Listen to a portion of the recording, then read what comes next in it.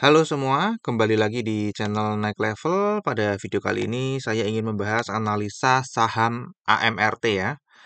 Di mana AMRT ini sudah rilis laporan kuartal 1 2023 tanggal 2 Mei dan hari ini tanggal 19 Mei pagi ya. Jadi ini kemarin hari Rabu, terakhir bursa harganya di 29.30.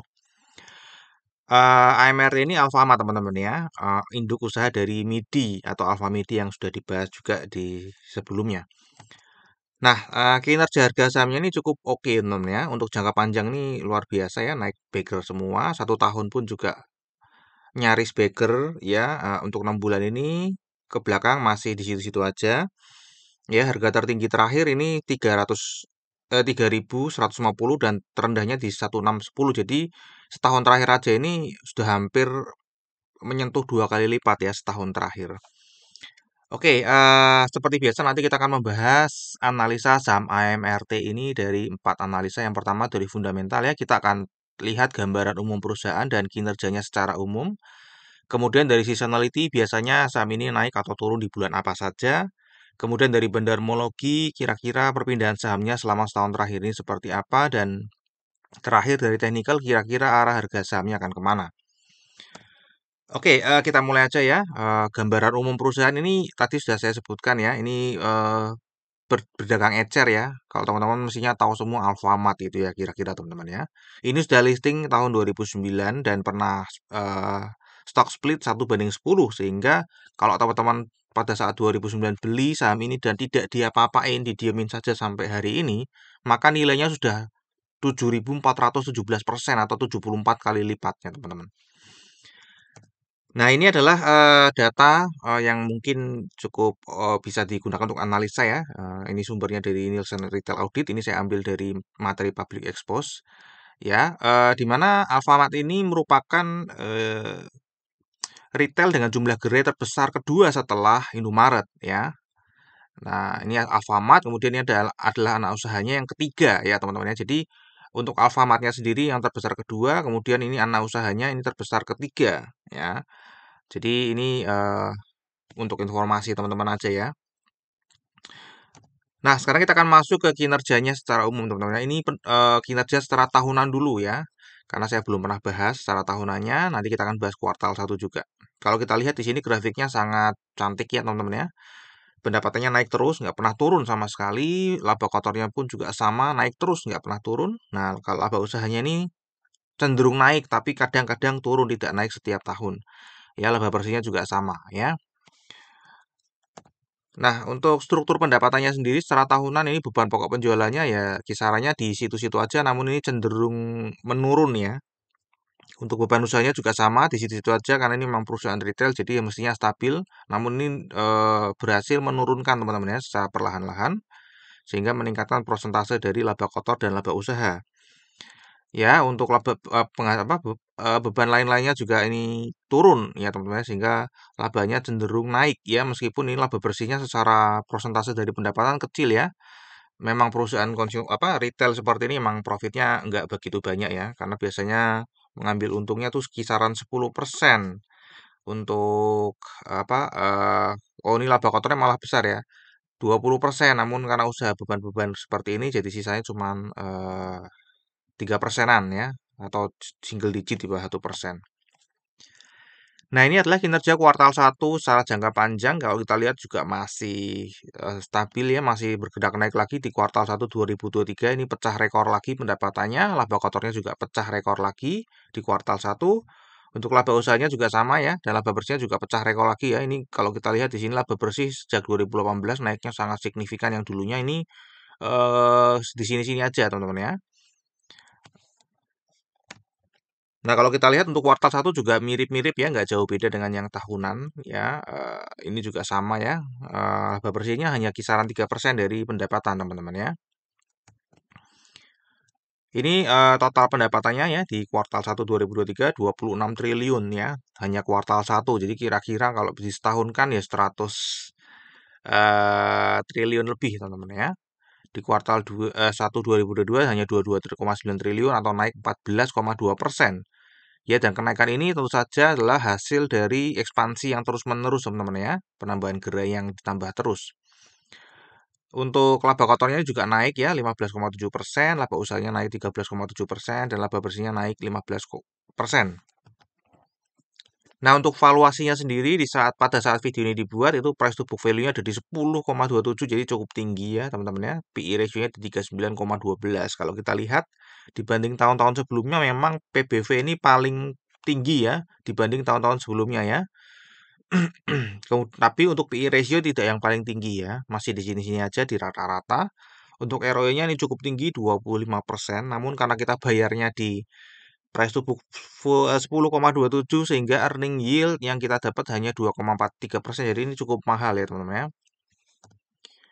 Untuk dividen sendiri ini kalau kita lihat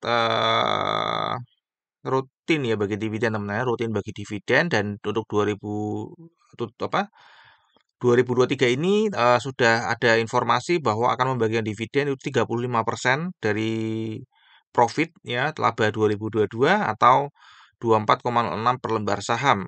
Ya, kalau dibagi dengan harga saat ini ya kecil teman-teman, dapatnya 0,82. Tadi earning yield-nya aja sudah kecil, pastinya dividennya lebih kecil teman-teman ya. Oke, ini rutin bagi dividen dengan yield-nya untuk 2022 nanti 0,82%. Untuk come date-nya ini belum dapat informasi teman-teman ya.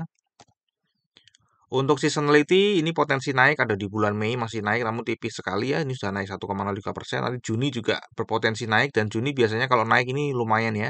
Double digitnya 3 kali teman-teman ya. Kemudian di September dan Desember. Nah, untuk bandarmologinya sendiri ini pemiliknya adalah Sigmantara Alfindo, ada masyarakat ya 46,81. Ini adalah direksi dan komisarisnya, cukup cukup besar juga teman-teman ya. 265 juta lembar saham ya, besar-besar ini teman-teman ya. Untuk jumlah pemegang sahamnya sendiri ini naik cukup signifikan ya dari 12.700 ke 16.300 ya. Ini naik ya. Kemudian kalau kita lihat dari partisipasi investor asing di saham ini sangat tinggi ya, di atas 50%. Sehingga kita bisa follow aja investor asing di sini ya. Kalau kita lihat di sini investor asing 2022 kuartal 4 ini buang barang ya. Untuk kuartal 1 juga masih buang barang, namun kuartal 2 ini sudah ambil lagi ya. Jadi yang dibuang di kuartal 1 sudah dibeli lagi di kuartal 2 ini. Nah, ini adalah apa? Detail dari kepemilikannya teman-teman ya, detail dari kepemilikan atau perpindahan saham selama setahun terakhir. Nah, kalau kita lihat di sini memang investor asing kelihatannya tidak menguasai supply teman-teman ya. Karena apa? Karena di sini pengendali masih masuk ya. Pengendali di sini Sigmantara ini 22, totalnya 41 miliar. Ini masih masuk teman-teman ya. Sigmantara masih masuk di sini. Nah, sebenarnya kalau di take out ya mestinya investor asing lebih besar ya menguasai supply.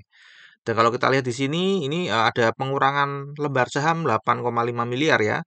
Saya cek tidak ada apa-apa, tidak ada corporate action, dan yang buang ini adalah Sigmantara Alfindo ya. Jadi karena ini kepemilikannya tidak berkurang namun saham Skriplusnya berkurang, berarti ya saya nggak ngerti ya. Mungkin saja saham Skriplusnya diubah ya, diubah menjadi saham non Skriplus ya. Jadi tidak bermaksud untuk menjual sahamnya tersebut ya. Oke, kalau kita lihat di sini perpindahan sahamnya setahun terakhir ya, investor asing ini masih terbesar kedua selain pengendali ini yang dikuasai suplainya oleh investor asing, others, dan reksadana asing ya, di mana kedua-duanya ini masih membeli ya atau masih mengakumulasi secara berkelanjutan. Ya, jadi ini masih dalam proses akumulasi selama setahun terakhir ini.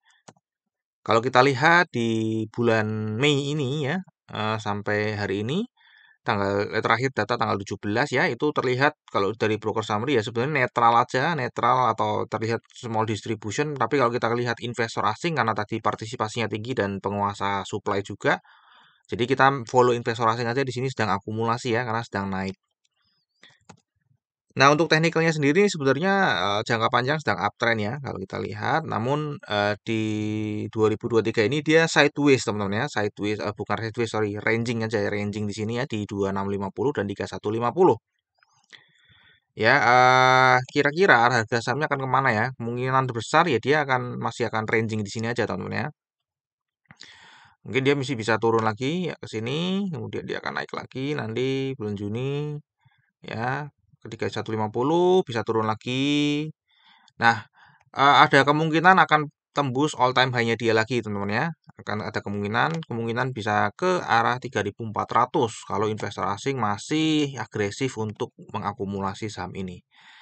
Ya, jadi ini kira-kira prediksi atau pandangan saya dari teknikalnya. Nah, terakhir risamnya untuk kinerja jangka panjangnya naik tadi ya, baik dari tahunan maupun kuartal 1. Untuk kinerja jangka pendeknya juga naik ya, valuasi mahal, rutin bagi dividen nanti 2023 akan ada yield 0,82%, namun belum ada informasi come date-nya ya. Untuk seasonality tadi potensi naik Juni, September, dan Desember. Untuk bandarmologi sedang akumulasi baik dari setahun terakhir maupun di month to date ya atau bulan Mei ini. Terakhir technical ini sedang ranging di 2650 ke 3150 ya. Dan terakhir disclaimer ya, jadi analisa yang saya sampaikan di YouTube ini adalah analisa saya pribadi yang tentu saja juga bisa salah. Jadi ini bukan ajakan jual atau beli saham AMRT. Silakan teman-teman tetap wajib melakukan analisa sendiri jika ingin membeli atau menjual saham AMRT. Mungkin sampai di sini dulu analisa video saham AMRT ya. Semoga bisa bermanfaat buat teman-teman. Kita akan ketemu lagi di video yang berikutnya.